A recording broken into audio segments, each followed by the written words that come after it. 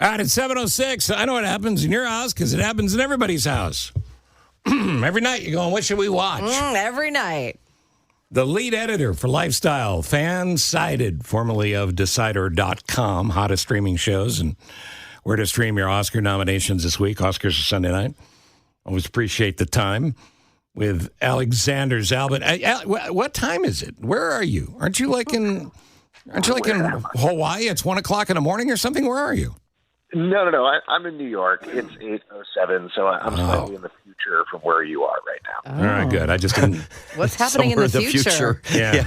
Well, we have flying cars. That's one thing. Wow. Oh, that's good to know. Oh my gosh, I can't wait for the future. I keep hearing a lot of hype about The Night Agent season 2. Is it imminent, or they just started making it?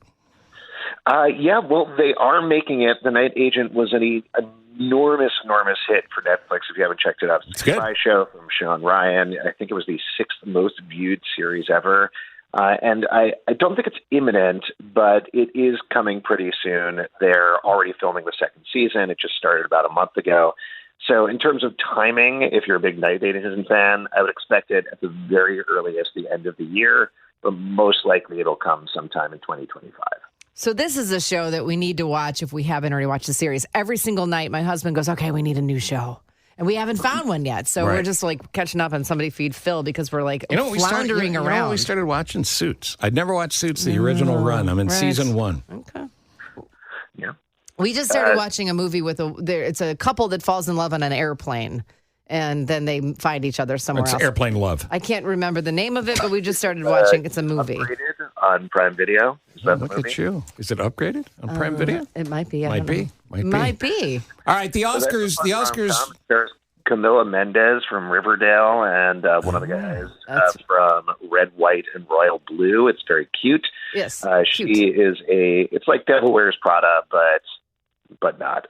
Okay. Yeah, I mean, it was just like, let's just throw it on. But I'm super excited about movies, and I know we have the Oscars. I'm trying to squeeze everything in to watch it before the Oscars happen. So I was at a lunch yesterday, and we were talking about the movies you have to watch before the Oscars. What's your top 3? I have ones I haven't watched, but top 3 we need to see before the Oscars. Yeah, this is definitely crunch time at this point because it's coming up on Sunday. It's the big one. If you haven't watched it, watch Oppenheimer. That's streaming, quote-unquote, free on Peacock. If you have a Peacock subscription, you can check that out. We say quote-unquote free because you can get it other places, but you got to pay? No, quote-unquote free because you got to pay for a Peacock subscription. Oh, got it. Okay. I believe you can get a free trial still on Peacock. So, boot that up now and cancel it next week after the Oscars. Sure. But Oppenheimer's on there. They've also got a ton of other Christopher Nolan movies, so that should keep you busy for a while. While you're on Peacock, I recommend watching The Holdovers as well. That's mostly good. because Such a good movie. Joy Randolph, who co-stars in that. She is up for Best Supporting Actress, and I think at this point she's gotten 57 wins from various award ceremonies around the country, so she's pretty much a lock there. And then the third one, if you want to watch one that is wild and might be a surprise of the evening, Poor Things, starring Emma Stone, is coming to Hulu and very inappropriately Disney Plus tomorrow, so you'll be able to watch that if you have a subscription. Wait, there. Disney Plus, isn't this all naked people? It's a lot of naked people. It is behind a parental lock. But right now, Hulu content rolls out on Disney Plus as well. So if it's going to Hulu, if you have a Hulu subscription, it's going to show up on Disney Plus. So just be careful. If the kids are like, oh, great, it's Cruella 2, it's not. It's not that. All right. I do want to see that. All right. What about Lincoln Lawyer? The show. It is not nominated for the Oscars. No, it's not. Lincoln Lawyer is another big hit on Netflix. That's one that is definitely coming back for season 3. We don't have really timing on that because I don't believe they've started filming it yet. But again, I would imagine that's probably going to be later this year, early next year at the latest. There's a lot of catch-up still going on from the strike. You know, another show I'd love to see come back, and I don't know if they're going to make anymore, is Louder Milk, because it had my friend Brian Regan, the comedian, in it, who turned out to be a pretty good actor. I was surprised. I sent him a note. I said, I didn't know you could act.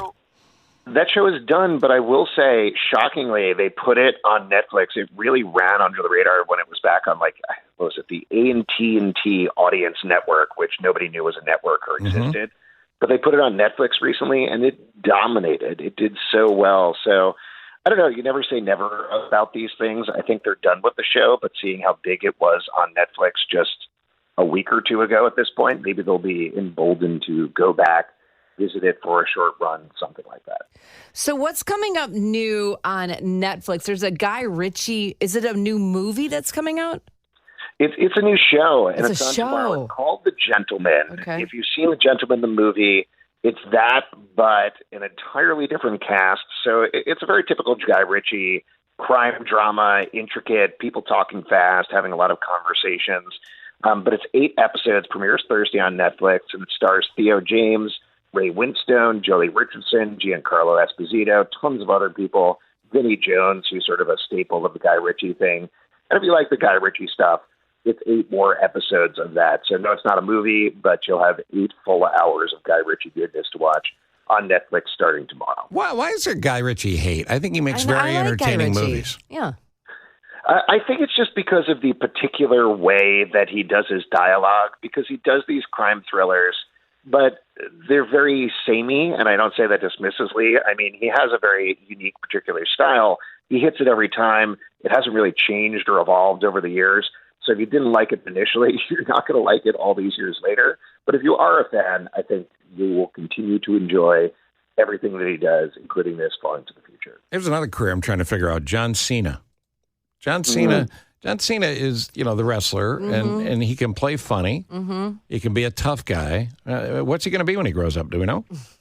I think he wants to be a legitimate actor, is my guess. He's trying to collaborate with people to take him beyond the action genre while he still does ridiculous action things. He does ridiculous comedies. He does have a new comedy that's been in development for 10 years, I believe, at this point, that's going to premiere on Prime Video tomorrow, called Ricky Stenicki. This comes from one of the Farrelly brothers, Peter Farrelly. It also stars Zac Efron and William H. Macy, a couple of other folks. And it's about a bunch of guys who came up with a made-up person when they were kids called Ricky Stenicki to take the blame for every tricky situation that they were in over the course of decades. Years later, it comes back to haunt them, so they hire John Cena to pretend to be Ricky Stenicki. So I haven't seen it. It seems like a very goofy comedy. Yeah. John Cena seems all into it. So you know what? I'll give it a chance. I'll check it out tomorrow. Are the old rules in this regard still the same? That if you see the stars of the project promoting it, it doesn't suck, as opposed to even if there's big names in it, if the promotion is light, it does suck, or is that not the case anymore? I don't think that's true anymore. There's stuff in their contracts where they have to promote it, but in certain ways. So you can certainly parse. You can see how much energy is like Madam Web, the movie that came out recently. You could tell that Dakota Johnson hated being there in absolutely every single media junket. But, they got to do it. That's part of the job. A couple other things to look for is Damsel and also a Walking Dead spinoff. Is this the one with the cute kid zombie from next door? How they do spinoffs. No, it's not. The Walking Dead, The Ones Who Lives, bring back fan-favorite characters, fan-favorite actors, and Di Guerrero, who played Rick and Michonne.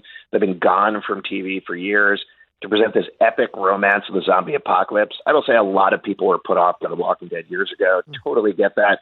But if you're a fan at any point, this is the best the franchise has been in years. It's a 6-episode limited series on AMC and AMC Plus. On Sunday nights. The 3rd episode is coming up this week. I've seen it in advance, a couple of episodes, and it is phenomenal. It is so good. It is romantic. The action is big. It feels like a movie while you're watching it. Great stuff. And Alex Albin, now Fansided. Walk us through the website now. If we go to fansided.com, where do we find you? Fansided is actually a confederation of about 300-plus websites. A lot of them are some fantastic sports websites. That's sort of how the company started. Yep. Mm-hmm. I manage the lifestyle websites, so you can check out. I manage a bunch of food websites like Guilty Eats and Foodsided, also a dog website called Dog a Day. Well, at the same time, I'm working with the entertainment team and writing things for sites like there's a superhero site called Bam Smack Pow. They got a great site called Hidden Remote that's all about TV as well. So go to fansided.com. They have a little link there where you can check out the full network of stuff. And you have. All right, so I'm looking at fansided.com now, and obviously sports blows up. I want people to be able to find this. So what are we clicking on? So if you go to fansided.com. How about our entertainment sites? Would that be it? Yeah, you can check out our entertainment sites or lifestyle sites. I'm Okay. working on both of those currently. All right. Well, tell them you need a more prominent spot on the web page. He's working on it. I'll march into work today and do that. Do it. Yeah. Tell them Steve Cochran in Chicago demands it, and they'll say, "I'm sorry, who?" Alex, you're great. We love having you on, and we love the information. I want to make sure people see it, so go to fansided.com, and again, when you click on entertainment sites, you'll see the whole list here of the stuff that Alex has got his hands into. A lot. Including embezzling from the company. So, yes, you said you weren't going to talk about that on the radio. you're still alive. I'm sorry, Alex. He says things. Thank you, man. Appreciate it. Thanks, Alex. All right, thanks. That's Alex, live from the future. I got a lot of work to do. On a catch up? Yeah. Yeah, there's too much on. There's too many choices. So great. We need to go back to 3 channels.